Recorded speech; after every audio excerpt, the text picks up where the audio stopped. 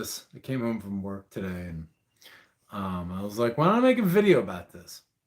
So, if you live in the Western world, you've noticed that, like, everybody, well, especially the left, in politics, the left, the social democrats, communists, whatever they want to call themselves, especially them, but, the so called right gets into it too.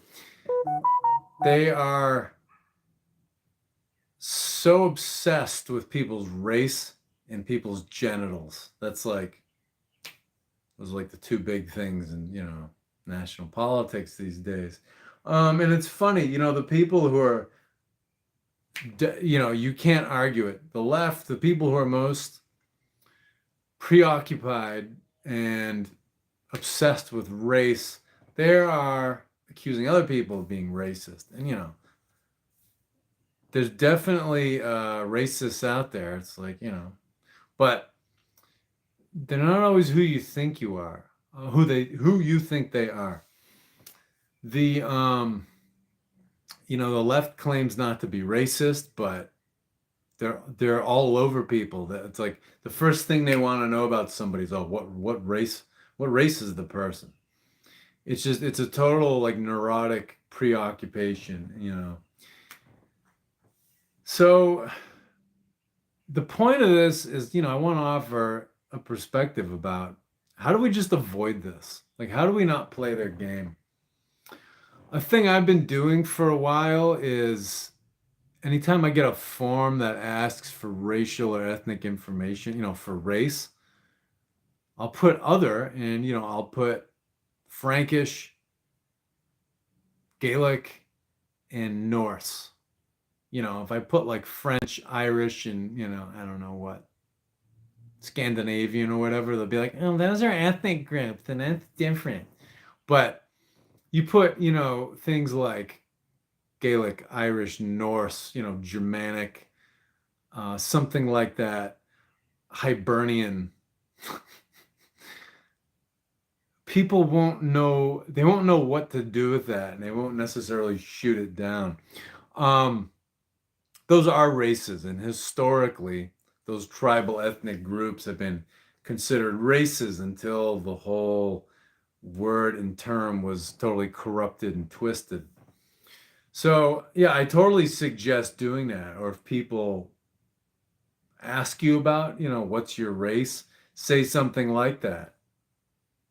You know, Norse, Scandinavian, Germanic, Hibernian, Gaelic, um, whatever it is, Iberian, Hellenic, so on and so forth.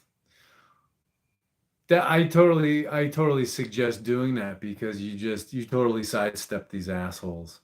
This whole thing about, black, white, brown, yellow, red, whatever the fuck. Um, Different tribes and ethnic groups certainly have different color skin, but a race is more about your culture than it is about your skin color because you can be, you can even be raised by a tribe but not biologically be from that tribe, but by growing up in that culture, it's like, well, you're one of them. I think, this happened a lot in the ancient world too. So, yeah, when you're asked for racial information, give that because this whole thing where it's like white or black or whatever is a race, that goes back to what, the 1500s in England. I think they were called the color codes. And it's when the British Empire was getting ready to hatch itself. And, they wanted to create this kind of social structure. So this came from, the waspy, Protestant wonders, so the WASP, the white Anglo-Saxon Protestants. This came from their aristocrats, not the people, but that these wasps, and then their junkyard dogs, the Scotch Irish, they were getting ready to go build an empire. Um, and they had the wealth to, traffic, Africans across the ocean as slave labor. Slavery had been going on since the beginning of time, but like people, ethnic groups would just within their own ethnic group, they would just enslave vulnerable people who couldn't fight back. Or people would enslave neighboring tribes. Like Africans enslaved Africans, Europeans did it to Europeans, Native Americans did it to Native Americans, Asians did it to Asians. It was all, it wasn't really until, it was like the 1600s where that really, there was the wealth and the technology to send people across an ocean. And they bought them, they bought African slaves, were enslaved by Africans, and Europeans just showed up in the ship and bought them and got the hell out of there as quick as possible. Europeans are prone to tropical diseases. They're not adapted to tropical environments. So, people who are this white didn't go walking through Africa for months capturing people. That's just fucking ridiculous. You'd be dead from malaria or whatever the hell else. Very miserable with the heat, burned to shit from the sunlight, So anyway, that whole, it was the WASP aristocrats in England who came up with this whole calling skin colors races.